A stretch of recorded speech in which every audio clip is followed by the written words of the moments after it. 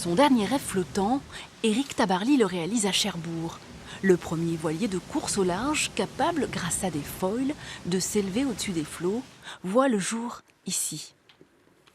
Ce bateau, c'est le Paul Ricard, qui était tout en aluminium. C'était la raison pour laquelle Éric Tabarly s'est adressé au chantier, pour le savoir-faire en formage et en capacité à souder l'aluminium, qui était assez peu maîtrisé à l'époque.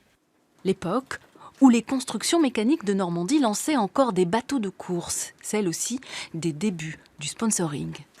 Là, on voit la sortie officielle du Paul Ricard dans la cour de l'usine,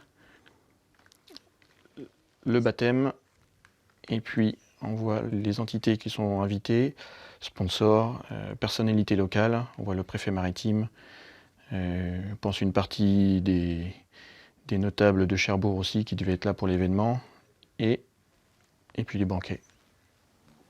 Des clichés rares, pris le 3 mai 1979, que Sylvain Viaud découvre en arrivant dans l'entreprise.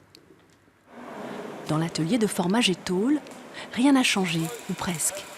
Depuis l'arrivée des matériaux composites carbone, il n'en sort plus que des bateaux de pêche et des frégates. L'aluminium n'était plus du tout compétitif. Donc le savoir-faire métallurgique CMN n'avait plus de raison d'être dans la course au large à ce moment-là. 20 ans après sa disparition, Tabarly est toujours vivant. Ses admirateurs, comme ses bateaux, sont encore là pour porter sa légende.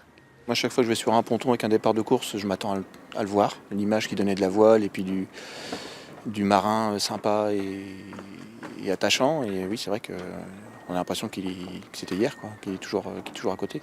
Et ça nous manque un peu, ce genre de figure dans la voile aujourd'hui.